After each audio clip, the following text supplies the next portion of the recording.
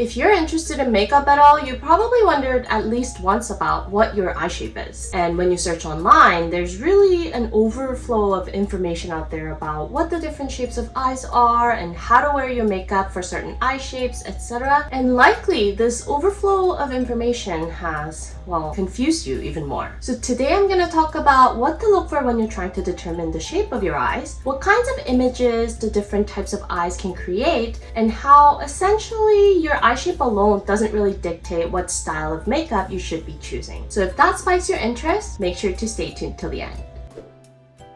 I feel like lately I've been using a lot of topics that were suggested by some of your comments, and as my channel's growing, there's obviously a lot more of you that are watching my videos, and I am very appreciative of how thoughtful your comments are. So I just want to take a moment to say thank you. I appreciate y'all a lot, and keep the suggestions or topic ideas coming. They're really helpful for my growth as well. Some of these questions I don't always have all of the answers to, so I have to put in a lot of thought and research into scripting my videos, and I'm having a lot of fun with that. So thank you from the bottom of my heart. Okay, so eye shapes. With the information online, I found there's usually a lot of charts with different eye shapes, but with most of these charts, I also found that they're not always describing the actual shape of your eyes. If we look at this chart, for example, there's 10 different sets of eyes here, but if you think about it, the only labels that truly describe the actual shape of the eyes are almond and round. Because monolid and hooded, that's more about your eyelids, and upturned or downturned, that's about the angles of your eyes. And deep set and protruding, or close set and wide set, these are not really shapes, right? They describe different characteristics of your eyes, but they don't really relate to the actual shape of the eyes themselves. So technically, you could have multiple characteristics, like you could have almond-shaped eyes that are wide set, or you could have upturned monolids or downturned hooded eyes, and so on. So in my opinion, these charts are kind of misleading in deciding what style of eye makeup you should really be wearing, because what if you happen to have more than one characteristic? So for me, when it comes to eyes, I think there's really 4 major things to consider: the width to length ratio, the angle, the distance between the eye line to the crease line, and then the distance between the eyes and your eyebrows. Oh, and also there's the overall size, so there's 5 things, and there's also the distance between your eyes, so really there's 6 factors to consider. So there's a lot, but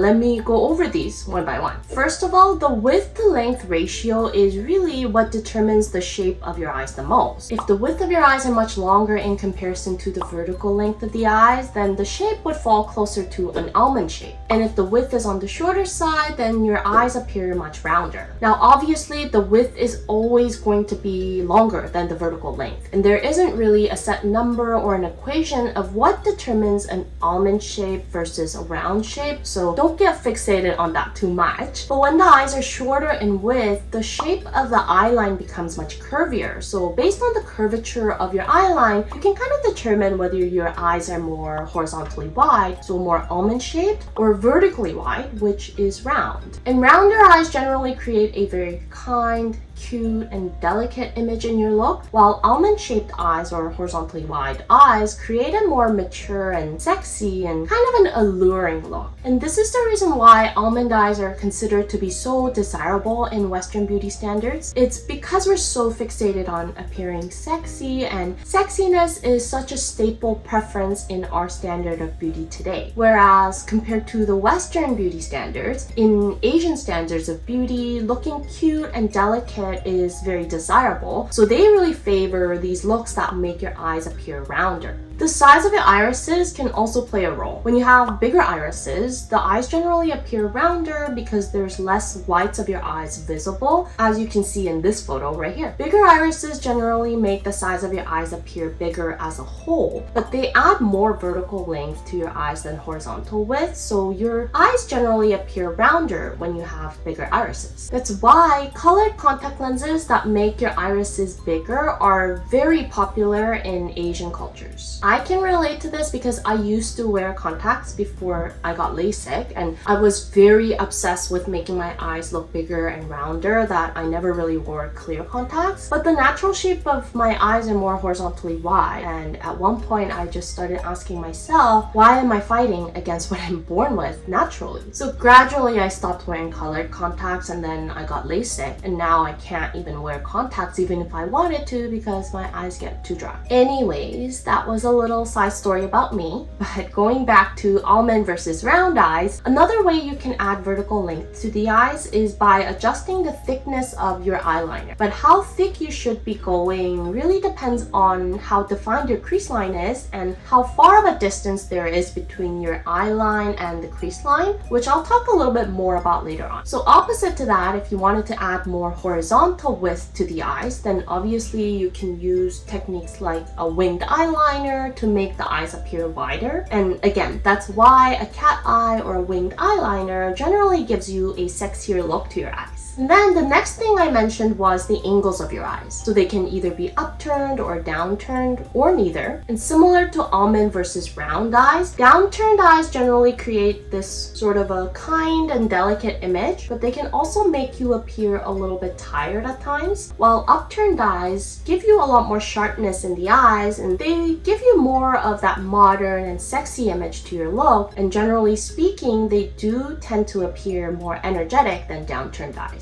I'm sure you've heard of the terms puppy eyes and cat eyes, and the angles of your eyes is a huge factor in dictating what kind of eyes you have. Now, there's a few ways you can determine the angles of your eyes, and the first way is by drawing a straight horizontal line from the inner corners across the eyes. And if your outer corners fall lower than the inner corners, then your eyes are downturned, and if it's the opposite, then they're upturned. But the shape of your eyeline itself can also dictate whether your eyes appear more upturned or downturned.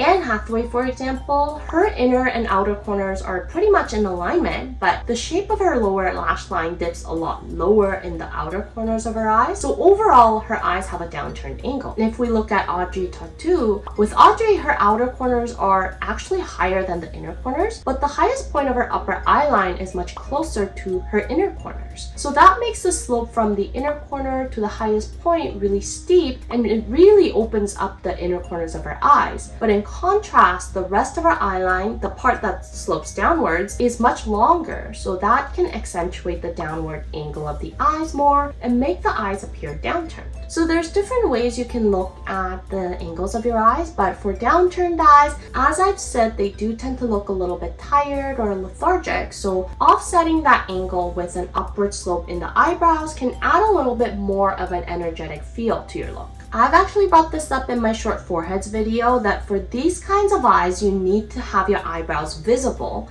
and that's to prevent your eyes from looking too droopy or to prevent too much emphasis from being dragged downwards. On the other hand, if you have upturned eyes, but if for whatever reason you don't like the sort of sharpness that's created by the angles of your eyes, then emphasizing the lower outer corners with heavier makeup can make the eyes appear a little less upward sloped. Here's an example, and this is a Korean celebrity, and her name is IU for those of you that don't know her. She has upturned eyes, but overall her features are super delicate and she's really tiny and cute. So she always wears heavier eye makeup along the lower outer corners, and that helps with softening the sharp angles of her eyes and creates a more cohesive look that better suits the overall image of her features that are very cute and delicate.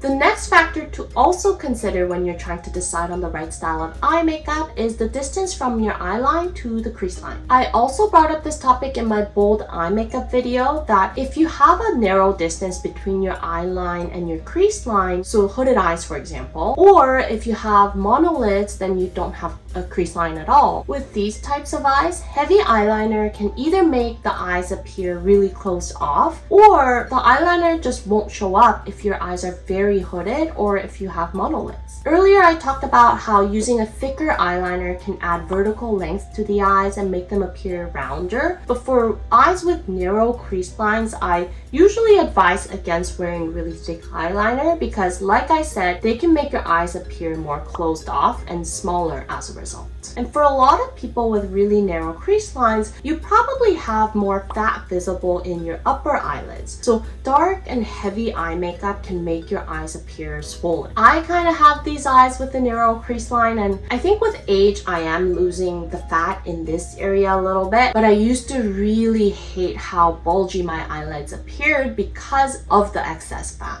So I avoid wearing a thick eyeliner, and I just kind of use a very thin line just to fill in the gaps in between my eyelashes, and then I make the eyeliner a little bit thicker in the outer corners. So for these eyes, if you want to bring more emphasis to your eyes, I recommend experimenting more with eyeshadow colors and heavier coats of mascara than using super dark colors or heavier eyeliner. Especially if you have really hooded eyes or if you have a lot of fat up here, then you'll probably find that eyeliner or even mascara tend to smudge quite a bit. So choosing products like gel eyeliner or waterproof mascara would be a good choice for you to minimize the smudging and prolong the wear. And then with regards to the distance between your eyebrows and your eyes, oftentimes these eyes are quite deep set, and the type of eye makeup really depends on the previous factor, which is how wide your crease line is. Jennifer Connelly, for example, even though she has deep set eyes and a relatively close distance between the eyes and the brows, she has a really wide and defined crease line. So she can pull off heavier styles of eye makeup quite well. But if we look at Carla Souza, for example, both the crease line and the distance from her eyes to the brows are quite narrow, and more eye makeup just doesn't appear on her eyes as much. So for these types of eyes, if you want to bring more emphasis to your eyes using more eye makeup, then putting more emphasis along the lower lash line or the waterline is a much better choice because, well, we can't really see much of the makeup in the upper eyelid area anyways. Using a lighter color in the eyebrows can also be a trick to make the eyelid area appear a little more open, but I think that also depends on your preference and the overall coloring of your skin and hair and all that as well, so you can try it out and see if it works for you. Now, the overall size of your eyes in relation to the rest of your face can also dictate the type of eye makeup that are suitable for you, since it dictates the visual weight of your features. So if your eyes have a high visual weight, then emphasizing your eyes can be more suitable, or if you have smaller eyes and they have a lower visual weight within the face, maybe using more subtle styles of eye makeup but using your other features like your skin or lips as the main focal point of your makeup could also be good choices for these kinds of faces. And then there's also the distance between your eyes that plays a role in the types of eye makeup that are suitable for your proportions as well, which I explain a little more detail in this video up here. So if you have close set eyes or wide set eyes, I'd recommend you to watch it next if you haven't already. Whew. That was a lot of information about eyes. I think this video is probably a little bit longer than my usual videos because I was just trying to explain a lot of different factors. So as you can see, it's not just about the shape of your eyes that dictates the kinds of makeup styles you should wear or avoid. And your overall image and the rest of your features are also important factors as well. So like I always say, rather than being fixated on one specific feature or trying to put a label on a specific feature alone, I hope this video gives you a chance to take a look at your face and all of your features in a holistic way to find a style that works for your overall image. I'll see you in my next video, and until then, stay unique and stay gorgeous.